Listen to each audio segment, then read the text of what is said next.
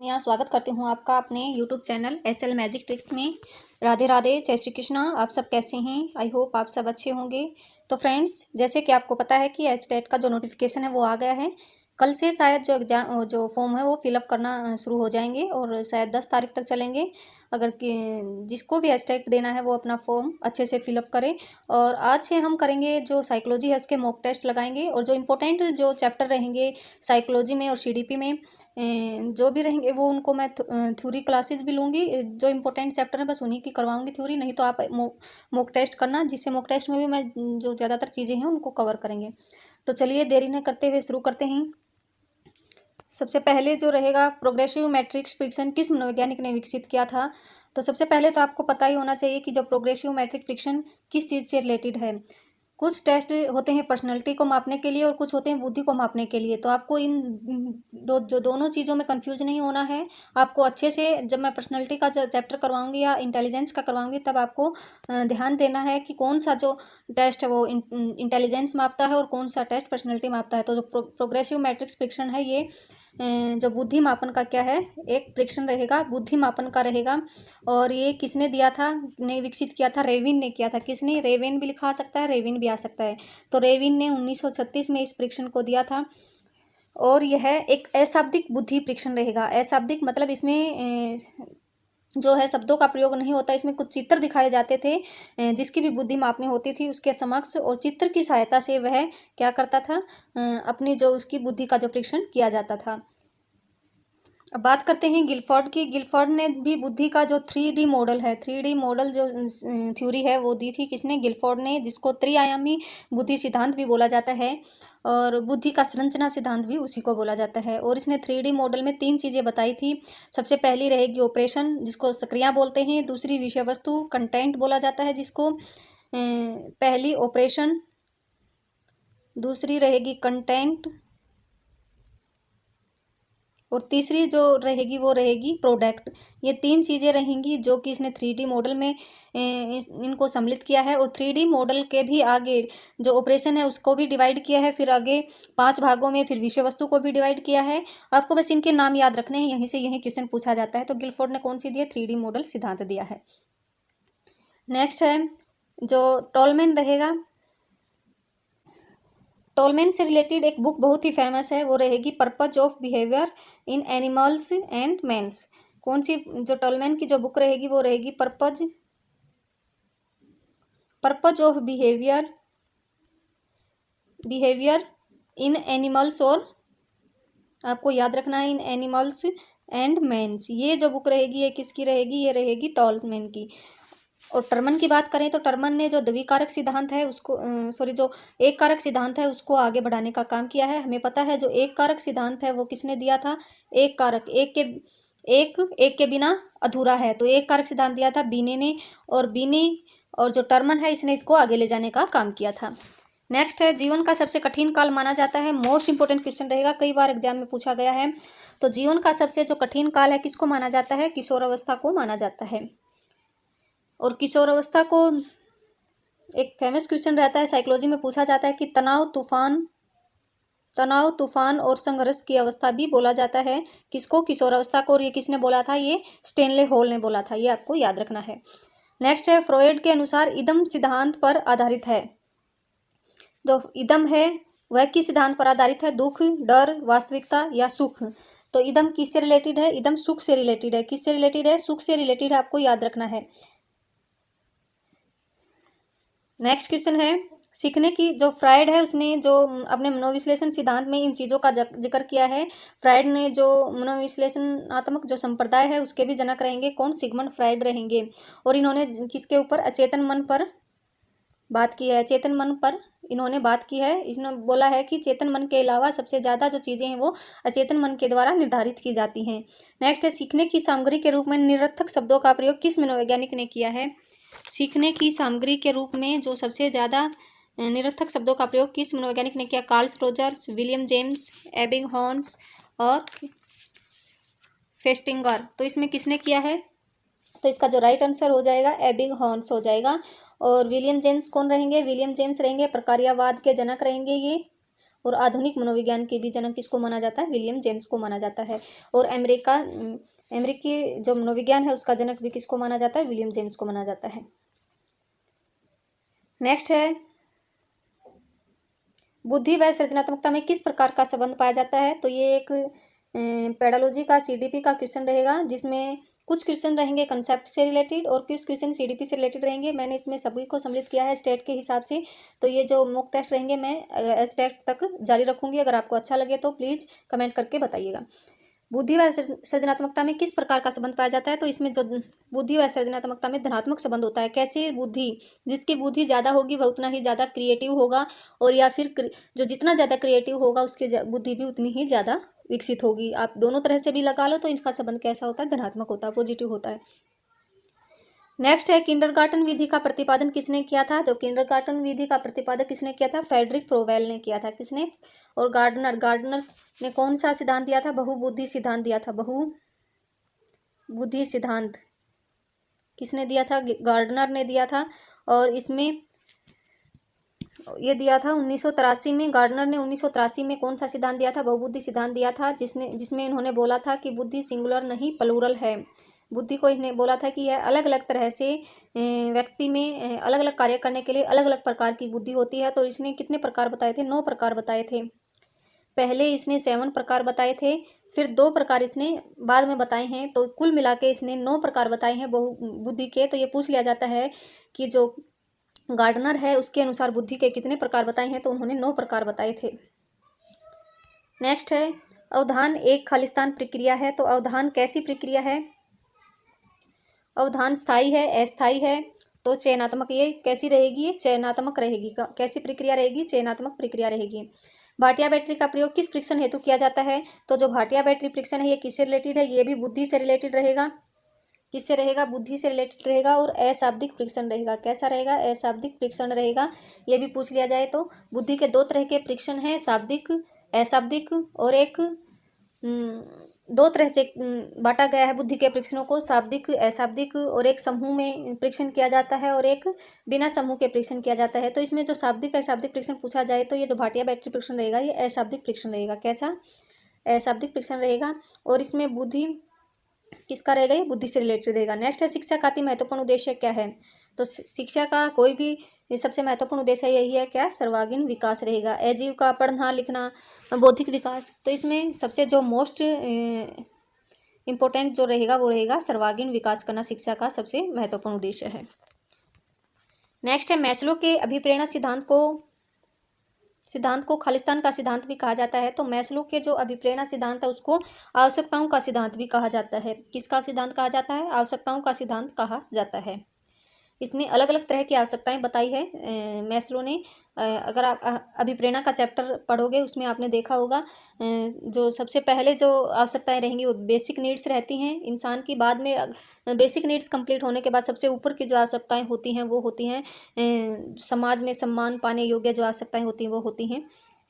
Next है, उपलब्धि, संबंध, शक्ति खालिस्तान प्रकार के अभिप्रेरक हैं। जैविकीय हैं तो हमें पता है कि उपलब्धि, संबंध और शक्ति ये किस प्रकार के रहेंगी? मनोवैज्ञानिक अभिप्रेरक हैं। अधिगम व्यवहार में परिवर्तन को कहते हैं जो कि अपेक्षाकृत परिवर्तन होते हैं। तो किस प्रकार के परिवर्तन होते हैं? ये होते हैं स्थायी रूप से परिवर्तन। अगर कुछ समय के लिए किसी व्यक्ति के में परिवर्तन होता है तो वह क्या नहीं माना जाता है? उसको अधिगम नहीं माना जाता है। जैसे कि किसी के शराब पीने से व्यक्ति में जो परिवर्तन आते हैं, चेंजेज आते हैं, वो क्या होते हैं? वे अधिगम के अंतर्गत नहीं आते हैं। या कोई व्यक्ति बीमार है, बीमारी के कारण कोई चिड़चिड़ा हो जाता है, या फिर जो परिवर्तन कुछ समय के लिए रहते हैं वो अधिगम में शामिल नहीं करते हैं। हम अधिगम में व्यवहार में ऐसे परिवर्तन को कहते हैं जो कि स्थायी होते हैं, परमानेंट इन नेचर होते हैं। नेक्स्ट है, बालक का विकास आनुवंशिकता व खालिस्तान की अंत्यक्रिया का परिणाम है। बहुत बार क्वेश्चन पूछा जाता है ये किसकी रहेगी? है वातावरण की अंत्यक्रिया का परिणाम होता है बालक का विकास। नेक्स्ट है, मूर्त, अमूर्त और सामाजिक बुद्धि का संप्रत्यय किसके द्वारा दिया गया? तो ये 3 प्रकार की बुद्धि किसने बताई थी? ये थॉर्नडाइक ने बताई थी। मूर्त बुद्धि, अमूर्त बुद्धि और सामाजिक बुद्धि।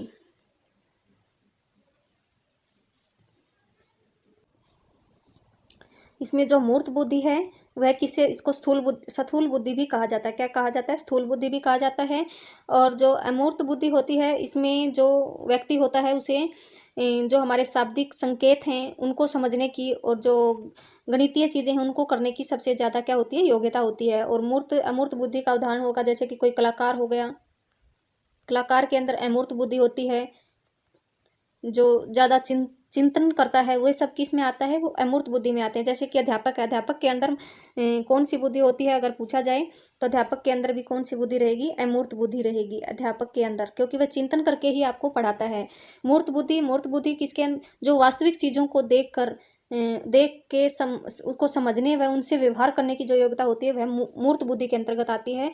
और मूर्त बुद्धि सबसे ज़्यादा किस में मानी जाती है, जो व्यापारी होता है वह क्या करता है, चीज़ों को देखकर उनको देखकर खरीदता है, उनसे व्यापार करता है। तो सफल व्यापारी में कौन सी बुद्धि मानी जाती है, वो मानी जाती है मूर्त बुद्धि। अब बच गया कौन सा, सामाजिक बुद्धि। सामाजिक बुद्धि होती है जो नेतागण होते हैं, नेता लोग होते हैं, उनमें सामाजिक बुद्धि होती है। और इसमें जो व्यक्तियों को समझने और उनके साथ व्यवहार करने की क्या होती है, सामाजिक बुद्धि वाले व्यक्ति में योग्यता होती है। नेक्स्ट है, जब दो विरोधी प्रेरणाएं एक समय में उत्पन्न हो जाएं तथा एक समय में ही उसकी संतुष्टि चाहें तो उसे क्या कहते हैं हम। कोई भी दो विरोधी प्रेरणाएं हों, एक साथ उत्पन्न हो जाएं और एक समय में उत्पन्न हो जाएं और एक समय में उनकी संतुष्टि चाहें तो उसे क्या कहेंगे हम, उसे क्या कहते हैं, उसे द्वंद्व कहते हैं। क्या कहा जाता है, उसे द्वंद्व कहा जाता है। नेक्स्ट है, कौन सा व्यक्तित्व परीक्षण नहीं है। अब इसने पर्सनैलिटी टेस्ट के बारे में पूछा है कि कौन सा नहीं है, रोसा परीक्षण, टीएटी, बिने साइमन स्केल या 16 पीएफ प्रश्नावली। तो इसमें जो कौन सा रहेगा, बिने साइमन स्केल क्या नहीं है, पर्सनैलिटी टेस्ट नहीं है, ये इंटेलिजेंट टेस्ट है जो कि बिने ने दिया था 1905 में किया था, बिने साइमन स्केल या बिने साइमन जो टेस्ट है वो भी बोला जाता है इसको। और ये बाकी सभी क्या रहेंगे, ये सभी रहेंगे पर्सनैलिटी के टेस्ट। आपको ध्यान रखना है, रोसा परीक्षण भी पर्सनैलिटी से रिलेटेड है, टीएटी भी पर्सनैलिटी से रिलेटेड है और 16 पीएफ प्रश्नावली भी किससे है, पर्सनैलिटी से रिलेटेड है। अब इनमें होता क्या है, जो रोसा परीक्षण है ये इसको क्या बोला जाता है, इसको स्याही धब्बा परीक्षण भी बोला जाता है। क्या, स्याही धब्बा परीक्षण, स्याही धब्बा परीक्षण भी बोला जाता है। और इसको 1921 में हरमन रोसा नामक जो मनोवैज्ञानिक है उन्होंने दिया था। इसमें लगभग 10 स्याही के धब्बे होते हैं जो कि अलग अलग कलर के होते हैं, बहुरंगे कलर के होते हैं, जिसकी सहायता से क्या व्यक्ति का जो पर्सनैलिटी टेस्ट है वो किया जाता है। नेक्स्ट है टीएटी। टीएटी इसकी फुल फॉर्म होती है, कई बार पूछ ली जाती है, इसकी जो फुल फॉर्म होती है थेमेटिक एप्रिसिएशन टेस्ट, जो कि किससे रहेगा, पर्सनैलिटी से रिलेटेड रहेगा। और इसको दिया था हेनरी मुरे ने। किसने, हेनरी मुरे ने ये टेस्ट दिया था। किसने, हेनरी मुरे ने, आपको याद रखना है 1935 में ये टेस्ट दिया था हेनरी मुरे ने। अब बच गया 16 पीएफ प्रश्नावली। जो 16 पीएफ प्रश्नावली है इसे ज़्यादा कुछ नहीं पूछा जाता, बस यही पूछा जाता है ये कौन सा टेस्ट मतलब किससे रिलेटेड है, तो ये पर्सनैलिटी से रिलेटेड रहेगी। और यह है जो 16 पीएफ प्रश्नावली है, यह है कैटल के जो मनोवैज्ञानिक सिद्धांत पर आधारित है। जो कैटल के मनोवैज्ञानिक सिद्धांत पर कौन सी प्रश्नावली आधारित है, 16 पीएफ प्रश्नावली आधारित है। बस आपको इतना ध्यान रखना है। मनोसामाजिक विकास का सिद्धांत किसने दिया था, बंडूरा, फ्रॉयड, एरिक्सन या यूंग ने। तो जो मनोसामाजिक विकास का सिद्धांत है वो किसने दिया था, वो दिया था एरिक्सन ने। किसने दिया था, एरिक्सन ने। फ्रायड ने दिया था मनोविश्लेषण वाद संप्रदाय के ये जनक रहेंगे। और जो मनोसामाजिक सिद्धांत है ये मोस्ट इंपॉर्टेंट रहेगा एरिक्सन का। इसमें इसने 8 अवस्थाएं बताई थी, जिसमें रहेंगी विश्वास बनाम अविश्वास, स्वायत्तता बनाम अस्वायत्तता। ये जो अवस्थाएं हैं ये आपको अच्छे से याद करनी है, जो कि पहल बनाम अपराध बोध, जिसमें बच्चे को जिम्मेदारी की भावना आती है। ये सब जो अवस्थाएं हैं ये आपको अच्छे से पढ़नी, यहाँ से क्वेश्चन पूछा जाता है कई बार, तो ये मैं आपको थ्योरी की क्लास में अच्छे से क्लियर करवाऊंगी। नेक्स्ट है, भारत में प्रथम मनोविज्ञान की प्रयोगशाला कब स्थापित की गई। भारत में जो प्रथम मनोविज्ञान की प्रयोगशाला 1916 में स्थापित की गई थी, कलकत्ता विश्वविद्यालय में। अगर पूछा जाए कहाँ पर, तो कलकत्ता विश्वविद्यालय में। कलकत्ता विश्वविद्यालय में। और ये किसने स्थापित की थी, ये की थी एन सेन गुप्ता की सहायता से। इस मनोविज्ञान डॉक्टर एन सेन गुप्ता की सहायता से इसको स्थापित किया गया था 1916 में। और अगर पूछा जाए कि मनोविज्ञान की सबसे पहली प्रयोगशाला, तो वो स्थापित की गई थी 1879 में जर्मनी की जो लीप्जिग विश्वविद्यालय है वहाँ पर विलियम वुंड के द्वारा। नेक्स्ट है बाल केंद्रित शिक्षा का समर्थन निम्नलिखित में से किस विचारक द्वारा किया गया है। तो बाल केंद्रित जो शिक्षा का उसका समर्थन किसने किया था? एरिक्सन ने, चार्ल्स डार्विन ने, B.F. स्किनर ने या जॉन डेवी ने। तो जॉन डेवी ने बाल केंद्रित शिक्षा का समर्थन किया था। ठीक है, एरिक्सन ने तो हमने अभी पढ़ा, मनोसामाजिक सिद्धांत दिया था। और बाकी जो रहेंगे वो B.F. स्किनर ने क्रिया प्रसूत का जो सिद्धांत है वो दिया है, ऑपरेट कंडीशनर जिसको बोलते हैं, ऑपरेट कंडीशनिंग। और यहाँ पर जॉन डेवी ने दिया है बाल केंद्रित शिक्षा का समर्थन किया है। नेक्स्ट है पियाजे की कौन सी अवस्था का संबंध अमूर्त व तार्किक चिंतन से है। तो हमें पता है जो पियाजे ने कौन सा दिया है, संज्ञानात्मक विकास का सिद्धांत दिया है। संज्ञानात्मक विकास का सिद्धांत किसने दिया है? वो दिया है पियाजे ने। और इसमें उसने 4 अवस्थाएं बताई हैं। और इसमें पूछा है कि अमूर्त और तार्किक चिंतन किस अवस्था में बच्चा करने लग जाता है। तो वो करने लग जाता है औपचारिक सक्रियात्मक अवस्था में, जो कि सबसे लास्ट अवस्था रहेगी। यहाँ से इनकी एज पूछी जाती है, कौन सी अवस्था कब तक रहती है। तो जो संवेदी पेशीय अवस्था होती है वह 0 से 2 वर्ष तक होती है, आपको ध्यान रखना है। फिर है जिसको सेंसरी मोटर स्टेज भी बोला जाता है। फिर है पूर्व क्रियात्मक अवस्था जिसको कंक्रीट ऑपरेशनल स्टेज बोला जाता है, ये रहेगी 2 से 7। और फिर मूर्त सक्रियात्मक अवस्था, मूर्त क्रियात्मक अवस्था इसको बोला जाता है प्री ऑपरेशनल स्टेज, पूर्व क्रियात्मक अवस्था को, और मूर्त को बोला जाता है कंक्रीट ऑपरेशनल स्टेज। तो ये मूर्त क्रियात्मक अवस्था रहेगी 7 से 11, और 11 से 15 तक रहेगी औपचारिक सक्रियात्मक अवस्था। और जो मूर्त सक्रियात्मक अवस्था है इसमें जो मूर्त चीज़ें हैं उनको देखकर बच्चा अपने विचार प्रस्तुत करता है। औपचारिक सक्रियात्मक अवस्था में जो बच्चे में अमूर्त चिंतन और तार्किक चिंतन से संबंधित कौन सी रहेगी? औपचारिक सक्रियात्मक अवस्था रहेगी। लेकिन जो मूर्त सक्रियात्मक अवस्था होती है जिसमें 7 से जो 11 साल का बच्चा है वह चीज़ों को देखकर ही चिंतन करता है, वह अमूर्त रूप से चिंतन करने में सक्षम नहीं होता है। लेकिन पूर्ण रूप से अमूर्त चिंतन वह औपचारिक सक्रियात्मक अवस्था 11 से जो 15 साल है वहाँ उस अवस्था में करने लग जाता है, ये आपको याद रखना है। नेक्स्ट है 16 वर्ष का एक बच्चा बुद्धि लब्धि परीक्षण में 75 IQ प्राप्त करता है, उसकी मानसिक आयु क्या होगी? तो इसमें पूछा गया है कि जो IQ का फॉर्मूला पता होगा आपको, IQ क्या होती है? मानसिक आयु, मानसिक आयु बटे में जो क्रोनोलॉजिकल आयु है जो हमारी दी हुई है जिसको बोलते हैं, तो कितनी है? 16 वर्ष। अब इसको फॉर्मूले में रख देंगे तो हमारा आंसर आ जाएगा। IQ कितना दिया है? 75, और मानसिक आयु हमें निकालनी है तो इसको मान लेते हैं x, और नीचे हो जाएगा 16, और यहाँ पर 100 हो जाएगा गुना। तो ये हो गया हमारा, दोबारा से लिख देती हूँ मैं एक बार, 75 = x/16 × 100। तो यहाँ पर जो ये 100 है नीचे चला जाएगा, 75 × 16 बाय में 100, तो यहाँ पे कितना आ जाएगा?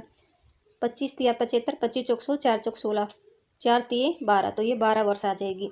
एक क्वेश्चन कई बार पूछ लिया जाता है, आपको याद रखना है। IQ का जो फार्मूला होता है वो होता है मानसिक आयु, मेंटल एज बटे क्रोनोलॉजिकल एज इंटू में 100, ये होता है IQ का फॉर्मूला, और इसी से निकाला जाता है ये जो क्वेश्चन पूछा जाता है। तो इसमें जो राइट आंसर हो जाएगा हमारा 12 वर्ष हो जाएगा। नेक्स्ट, निम्नलिखित में से कौन सा मूल्यांकन सतत एवं व्यापक मूल्यांकन में आता है? तो सतत व्यापक मूल्यांकन में सभी चीज़ें सम्मिलित की जाती हैं, जैसे कि केवल रचनात्मक आंकलन, केवल योगात्मक आंकलन।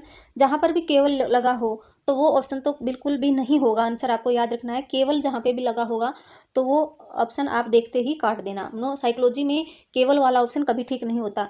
न रचनात्मक आंकलन, न योगात्मक आंकलन, ना ही नेगेटिव होता है। तो इसका जो राइट आंसर हो जाएगा D, दोनों आते हैं इसमें, रचनात्मक आंकलन भी और योगात्मक आंकलन भी। नेक्स्ट है 16 वर्ष का एक बच्चा बुद्धि लब्धि, ये हमारा हो गया है, ये भी हो गया। नेक्स्ट है प्रतिभाशाली विद्यार्थी का गुण होता है सामान्य बुद्धि का अधिक प्रयोग करते हैं, विषय वस्तु को समझने में विश्वास रखते हैं, और मौलिक चिंतन करने की प्रवृत्ति होती है। तो इसमें जो प्रतिभाशाली बच्चे होते हैं इनका जो राइट आंसर होएगा उपरोक्त सभी होती हैं, उसमें जो सभी योग्यताएं होती है वह सामान्य बुद्धि का प्रयोग भी अधिक कर सकता है, विषय वस्तु को भी समझने में विश्वास रखता है, और मौलिक चिंतन करने की प्रवृत्ति तो उसमें सबसे ज़्यादा होती ही है। तो नेक्स्ट क्वेश्चन है हमारा, निम्नलिखित में से कौन सी समाजीकरण की एक प्रमुख संस्था है? तो समाजीकरण की जो प्रमुख संस्था रहेगी वह कौन सी रहेगी? कंप्यूटर से समाजीकरण होता है, हमें पता है, यह भी है। लेकिन यहाँ पे संस्था पूछी है, ये क्या है? ये तो क्या है, एक इक्विपमेंट है, या फिर लगा लो राजनीतिक दल से भी होता है। अनुवांशिकता तो हमारे जो हेरिडिटी है उससे हेरिडिटी रहेगी, अनुवांशिकता का मतलब, और ये किसे परिवार से संबंधित रहेगी। लेकिन जो सबसे समाजीकरण की प्रमुख संस्था रहेगी परिवार और विद्यालय होता है। लेकिन सबसे पहली संस्था पूछी जाए तो परिवार होता है। तो यहाँ पर पूछा गया है कि निम्नलिखित में कौन सी समाजीकरण की एक प्रमुख संस्था है, तो परिवार रहेगी, क्योंकि बच्चा सबसे पहले परिवार से ही क्या सीखता है, समाज के जो गुण हैं वो सीखता है, उसके बाद विद्यालय में जाता है। तो सबसे पहली जो संस्था रहेगी परिवार रहेगी। नेक्स्ट है, एक शिक्षिका अपने शिक्षार्थियों के लिए विभिन्न अधिगम शैलियों को ध्यान में रखते हुए विभिन्न प्रकार के कार्यों का उपयोग करती है, वह प्रभावित है। तो यहाँ पे आपको ध्यान रखना है, ऐसे जो एप्लीकेशन बेस्ड क्वेश्चन होते हैं वो पूछ लिया जाते हैं। यहाँ पर लिखा गया है विभिन्न अधिगम शैलियों को ध्यान में रखते हुए विभिन्न प्रकार के कार्यों का उपयोग करती है। तो वह किससे प्रभावित है, गार्डनर के बहुबुद्धि सिद्धांत से, कोलब्रुक के नैतिक विकास के सिद्धांत से, वाइगोत्स्की के सामाजिक सांस्कृतिक सिद्धांत से, या उपरोक्त में से कोई नहीं। तो इसका जो राइट ऑप्शन होएगा वो होएगा गार्डनर के बहुबुद्धि सिद्धांत से। इसने बुद्धि के, मैंने बताया कितने 9 प्रकार की बुद्धि बताई हैं, जिसमें वह कहता है कि हमें अलग अलग तरह की बुद्धि का प्रयोग करना चाहिए अलग अलग कार्य करने के लिए। तो इसमें यही बोला गया है कि विभिन्न अधिगम शैलियों को ध्यान में रखते हुए विभिन्न प्रकार के कार्यों का आयोजन कौन करती है, शिक्षिका करती है। तो इसका राइट आंसर हो जाएगा हमारा हावर्ड गार्डनर। अब आपको यहाँ से ये भी पता लगा है कोलब्रुक ने कौन सा सिद्धांत दिया है, नैतिक विकास का सिद्धांत दिया है। वाइगोत्स्की ने सामाजिक सांस्कृतिक सिद्धांत दिया है, ये भी आपको ध्यान रखना है। नेक्स्ट है, जीन पियाजे का बाल विकास का सिद्धांत किस विकास पर आधारित है, तो जीन पियाजे का कॉग्निटिव विकास पर आधारित हमें पता है, तो संज्ञानात्मक विकास इसका राइट आंसर हो जाएगा। अभी सामाजिक विकास के बारे में हमने देखा कि अभी किसने दिया है, सामाजिक सांस्कृतिक विकास का सिद्धांत दिया है वाइगोत्स्की ने, लेकिन खाली सामाजिक विकास का सिद्धांत बोला जाए तो बंडूरा ने दिया है। नेक्स्ट है, विकास एक खालिस्तान प्रक्रिया है, सीमित, सतत, धनात्मक या सामान्य। विकास क्या है, एक सतत प्रक्रिया है। ये विकास के जो सिद्धांत है वहाँ से ये क्वेश्चन लिया गया है। विकास क्या है, एक सतत प्रक्रिया है। मौके पर घट रहे व्यवहारों को उसी क्रम में लिखना खालिस्तान कहलाता है। मौके पर घट रहे व्यवहारों को उसी क्रम में लिखना क्या कहलाता है, विवरणात्मक कथाएं कहलाता है। क्या कहलाता है, विवरणात्मक कथाएं। नेक्स्ट है, प्रयोग खालिस्तान के परीक्षण की एक विधि है। किसके परीक्षण की एक विधि है, परिणाम के, विश्लेषण के या विषय के नहीं, ये परिकल्पना के परीक्षण की विधि क्या है, प्रयोग है। परिकल्पना करते हैं हम, उसके बाद ही प्रयोग करते हैं, और प्रयोग के बाद क्या होता है, रिजल्ट देखा जाता है। तो परिकल्पना के परीक्षण की क्या है, प्रयोग, परिकल्पना के परीक्षण की एक विधि है। नेक्स्ट और लास्ट क्वेश्चन रहेगा इस टेस्ट का, शिक्षार्थी अधिगम की प्रक्रियाएं व सीखने की परिस्थितियां मुख्य पहलू हैं, दर्शन शास्त्र का, गणित का, मनोविज्ञान का, या शिक्षा मनोविज्ञान का। तो राइट आंसर क्या रहेगा इसका, शिक्षार्थी और अधिगम की प्रक्रियाएं, सीखने की परिस्थितियां, मुख्य पहलू किसके हैं, शिक्षा मनोविज्ञान का है। तो ये थे कुछ इंपॉर्टेंट क्वेश्चन। आई होप आपको कुछ न कुछ सीखने को जरूर मिला होगा। अगर आपको अच्छी लगे तो वीडियो प्लीज़ कमेंट जरूर कीजिएगा, तभी हम नेक्स्ट मॉक टेस्ट लेके आएंगे। अगर अच्छा लगे तो प्लीज़ लाइक करें और चैनल को सब्सक्राइब करना ना भूलें। थैंक यू सो मच, मिलते हैं।